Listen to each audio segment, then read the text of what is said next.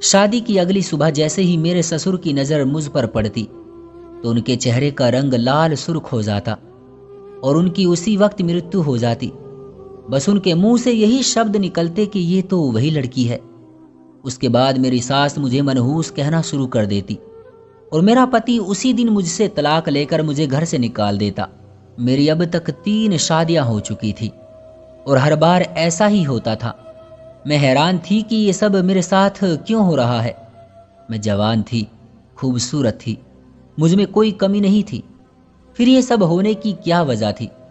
इस बार मेरी 4थी शादी हो रही थी और मुझे अपनी माँ पर शक होने लगा।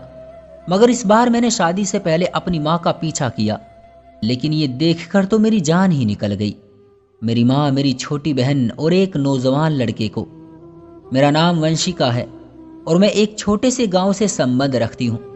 हम ज्यादा अमीर तो नहीं थे, लेकिन इतने गरीब भी नहीं थे कि घर का गुजारा ही ना हो सके। हमारे घर में 7 सदस्य हैं, माँ, बाबा और हम 5 बहन भाई। मेरे 3 भाई हैं और हम 2 बहनें हैं। हम सब बहन भाइयों में बहुत ज़्यादा प्यार है। हमारे बाबा भी हमसे बहुत ज़्यादा मोहब्बत करते हैं, लेकिन हमारी माँ का व्यवहार हमारे साथ बहुत अजीब है।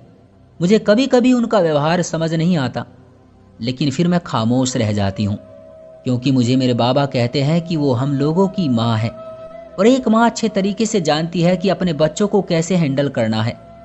मैं उनकी बात सुनकर खामोश हो जाती। मुझे कुछ वक्त के लिए तसल्ली भी हो जाती, लेकिन जब मेरी माँ हम बहन भाइयों के बीच फर्क करती तो मुझे बहुत दुख होता, क्योंकि हम भी तो उन्हीं के बच्चे थे। मगर वो 3 बच्चों से ज़्यादा प्यार करती थी। मुझे ऐसा लगा था कि जैसे उन्हें मुझसे और मेरे बड़े भाई से कोई खास लगाव नहीं है, मगर फिर भी हम दोनों उनसे बहुत प्यार करते थे। मगर जब मेरी माँ मेरे किसी भी मामले में ऊंच नीच करती तो मेरा भाई मेरे साथ खड़ा हो जाता। वो मेरे लिए मेरी माँ से भी लड़ जाता था और यही बात मुझे अपने भाई की बहुत अच्छी लगती थी।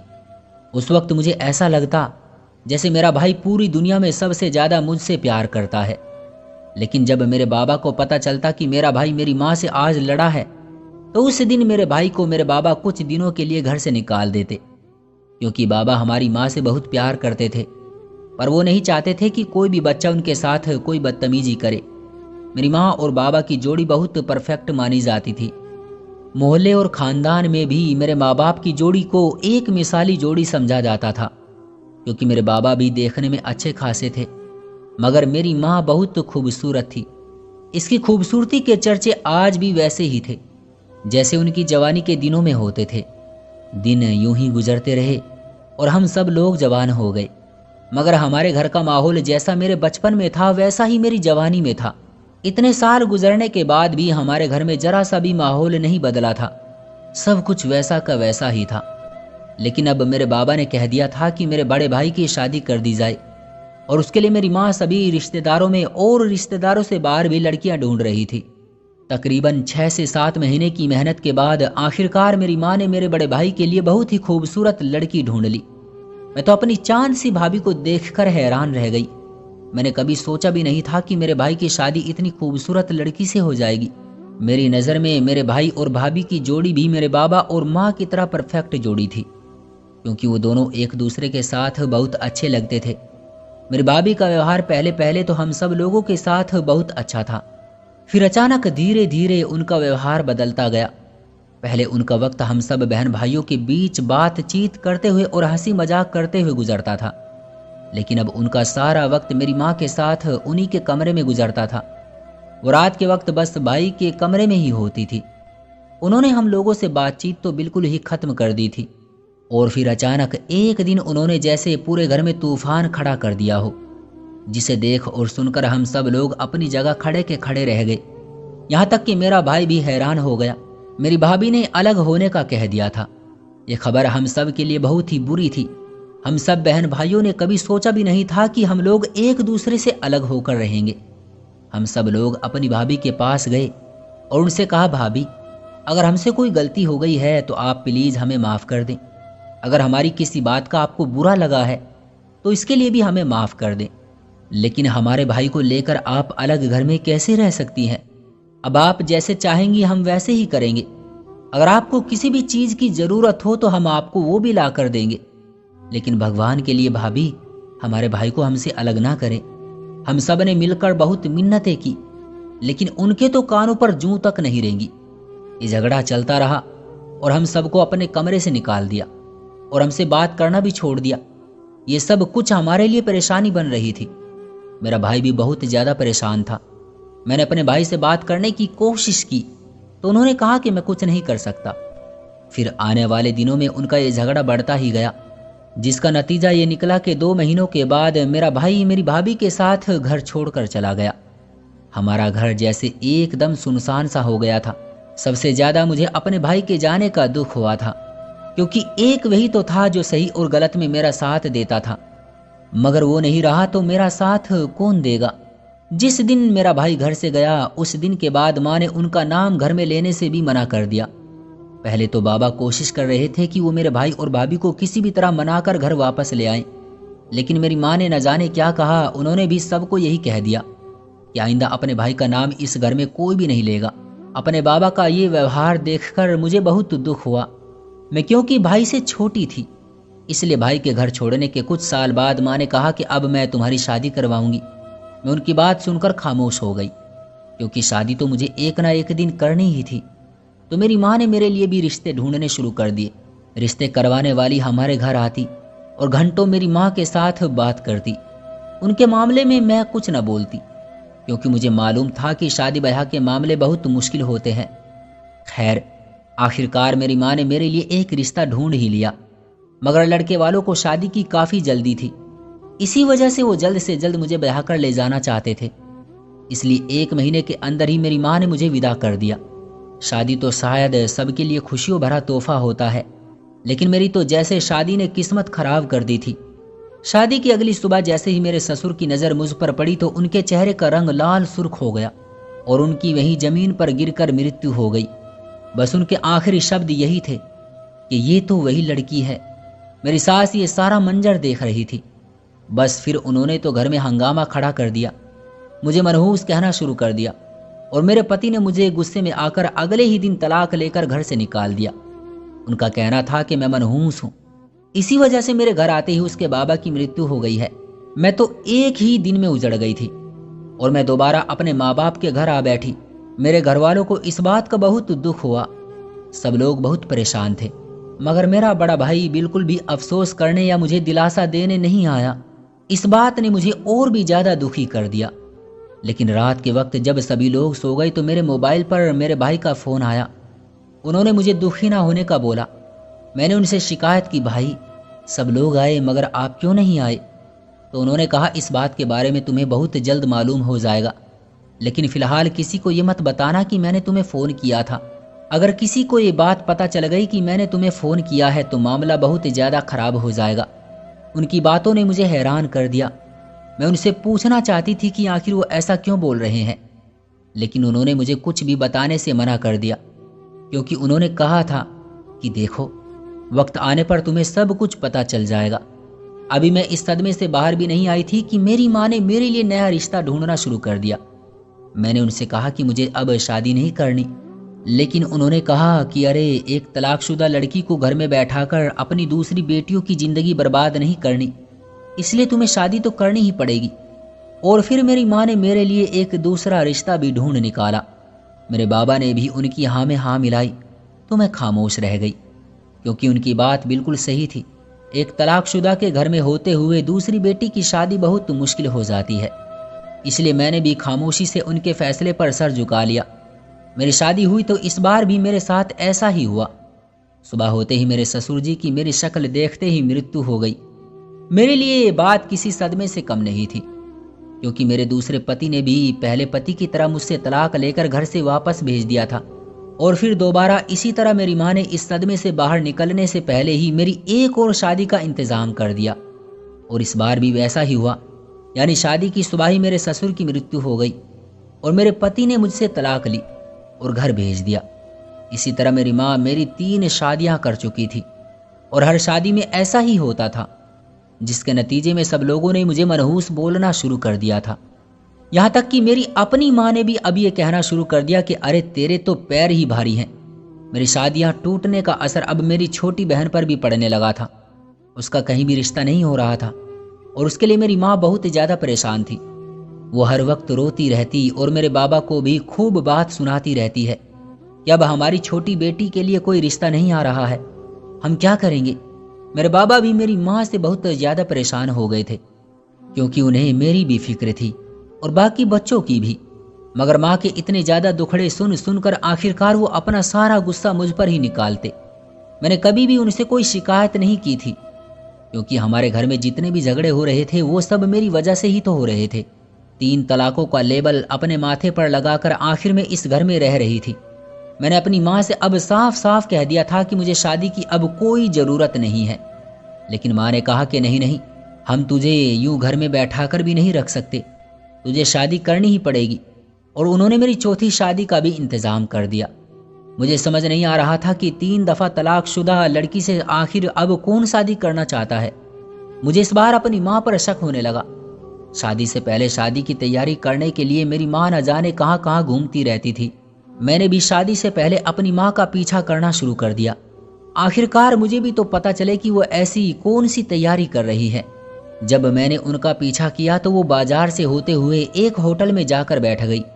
मैं उनकी हरकत देखकर हैरान रह गई, क्योंकि उन्हें तो बाहर का खाना हजम ही नहीं होता था, फिर वो होटल में आकर क्यों बैठ गई थी। मगर जल्दी मुझे मेरी उलझन का जवाब मिल गया था, क्योंकि थोड़ी ही देर में वहाँ पर मेरी छोटी बहन और उसके साथ एक लड़का आकर मेरी माँ के पास बैठ गया और वो दोनों मिलकर मेरी शादी के बारे में बातें कर रहे थे। मगर मुझे उनकी बातें साफ साफ सुनाई नहीं दे रही थी, लेकिन मैं इतना ज़रूर जान गई थी कि दाल में ज़रूर कुछ काला है। और ये लड़का कौन है? मैं इस लड़के को ज़िंदगी में पहली बार देख रही थी। घर आकर मैंने इस बारे में बहुत सोचा, लेकिन मुझे कुछ भी समझ नहीं आ रहा था। 2 दिन तक मैं यूं ही परेशान घूमती रही, क्योंकि इस बार मेरा शादी करने का कोई इरादा नहीं था। इसलिए मैंने अपने भाई को कॉल की ताकि उनसे बात कर सकूं, कोई सही मशवरा ले सकूं। मैंने उन्हें सारा मामला बताया तो उन्होंने कहा कि तुम बिल्कुल खामोश रहो, अब मैं खुद इस मामले का पता लगाने की कोशिश करता हूँ। अच्छा हुआ तुमने मुझसे बात कर ली, किसी और को इस बारे में कुछ भी मत बताना। मैं भाई से बात करके कुछ सुकून महसूस कर रही थी, लेकिन मैंने एक बात अपने दिल में ठान ली थी कि मैं अब शादी नहीं करूंगी, क्योंकि मुझे इस शादी में कुछ गड़बड़ महसूस हो रही थी। दिन गुजरते रहे, आखिरकार शादी का दिन भी आ पहुंचा। पंडित जी आए और पंडित जी शादी की तैयारी करने लगे। मगर जब उन्होंने हवन जलाना शुरू किया तो मैं वहां से उठकर अपने कमरे में भाग गई। मेरे बाबा और मेरी माँ अपनी जगह खड़े के खड़े रह गए और कहने लगे, तुमने हमारे माथे पर दाग लगाने के बारे में फैसला कर लिया है, चुपचाप ये शादी स्वीकार कर लो। मैंने सबके सामने अपनी माँ और बाबा से बोल दिया, मुझे शादी नहीं करनी। आप लोग चौथी बार मेरे साथ जबरदस्ती कर रहे हैं, मेरी अपनी भी कोई मर्जी होनी चाहिए। सभी मेहमानों में फुसर फुसर होने लगी। पंडित जी कुछ देर तक इंतजार करते रहे ताकि मामला सुलझ जाए, लेकिन मामला तो सुलझने वाला था ही नहीं। और फिर कुछ देर बाद बारात भी चली गई। मगर बारात वालों ने मेरे माँ बाप को काफ़ी कुछ सुनाया, मगर मैं खामोश खड़ी रही। जैसे ही वो लोग गए तो मेरी माँ ने पूरे घर में तमाशा खड़ा कर दिया और कहने लगी, देखो इस बदतमीज को, हमारे माथे पर कलंक लगाने के लिए तैयार बैठी है। इसकी बुरी किस्मत की वजह से मेरी दूसरी बेटी की भी शादी नहीं होती, उसका भी रिश्ता नहीं हो रहा, और अब इसने खुद शादी से मना करके रही सही कसर भी पूरी कर दी। मेरे बाबा भी मुझ पर बहुत ज़्यादा गुस्सा करने लगे और बोलने लगे कि अब तुम इस घर में नहीं रहोगी, या फिर उस लड़के से माफ़ी मांगो कि तुम्हें उसके साथ शादी करनी पड़ेगी, या फिर जाकर अपने बड़े भाई के साथ रहो। दूसरे दिन मेरे बाबा ने आकर मुझे यही सब फिर से कहा, चलो तुम जाकर उस लड़के से माफ़ी मांगो और उसके साथ शादी कर लो। मैं उनके साथ जाना नहीं चाहती थी, लेकिन वो ज़बरदस्ती मुझे अपने साथ ले गए और कहने लगे, चलो जाकर उससे माफ़ी मांगो।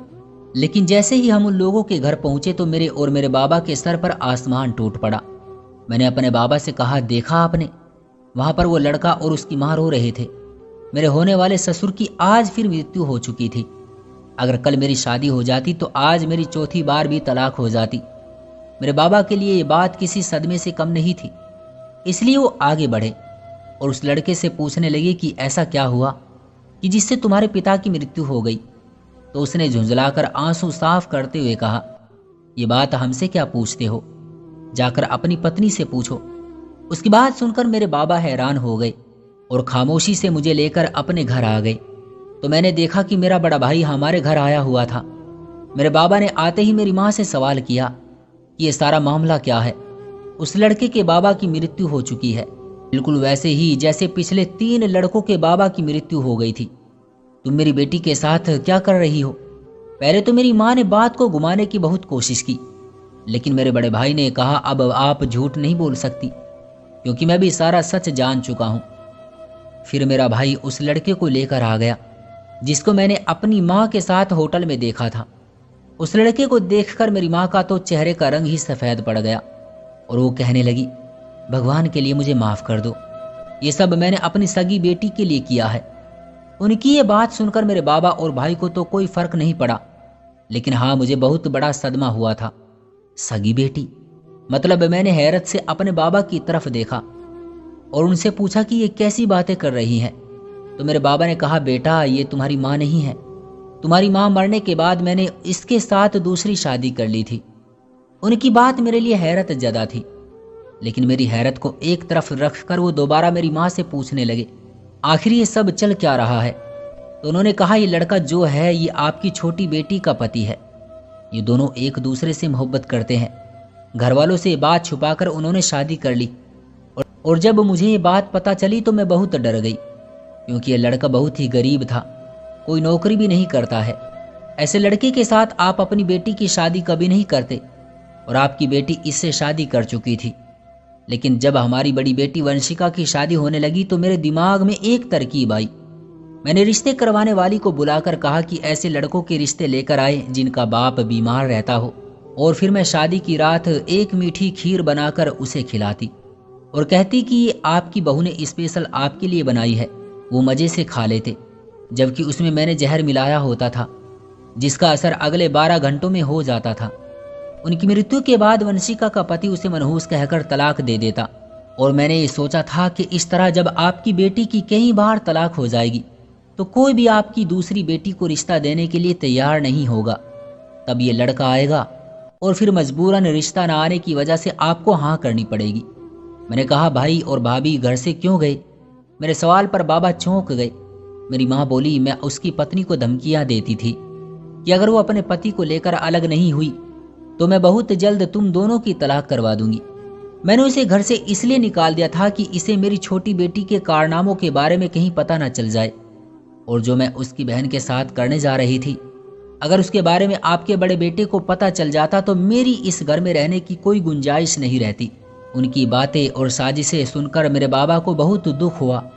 एक बेटी की गलती छुपाने के लिए तुमने मेरी दूसरी बेटी की जिंदगी हर तरह से बर्बाद कर दी और 3 लोगों की जान भी ले ली।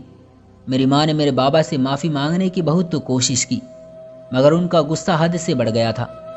माफ़ी की कोई गुंजाइश नहीं थी और इसी वक्त मेरे बाबा ने गुस्से में आकर उन्हें पुलिस के हवाले कर दिया और अपनी छोटी बेटी को उसके पति के साथ विदा कर दिया। उसके बाद मेरे बाबा ने मेरे भाई और भाभी से अब तक की हर गलतफहमी के लिए माफ़ी मांगी और कहा, बेटा घर वापस आ जाओ, तुम्हारे बगैर ये घर सुनसान हो गया है। उसके बाद मेरे बाबा ने मुझसे माफ़ी मांगी और कहा, बेटा मैं खुद तुम्हारी शादी किसी अच्छे से घराने में कर दूंगा। आज इस बात को 3 साल गुजर गए हैं। हम सब बहुत खुश हैं, मगर मेरी माँ जिसने 3 लोगों की जान ली थी आज भी जेल में अपने किए की सजा भुगत रही है। तो दोस्तों, ये थी हमारी आज की कहानी। उम्मीद करते हैं कि आपको पसंद आई होगी। आपका क्या कहना है इस कहानी के बारे में? कमेंट करके हमें ज़रूर बताएं। वीडियो को लाइक करके चैनल को सब्सक्राइब कर लीजिए और साथ में घंटी को दबाकर ऑल पर सेट कर लीजिए ताकि आने वाली वीडियो आपको तुरंत मिले। मुझे दीजिए अगली वीडियो तक इजाज़त। तब तक के लिए धन्यवाद।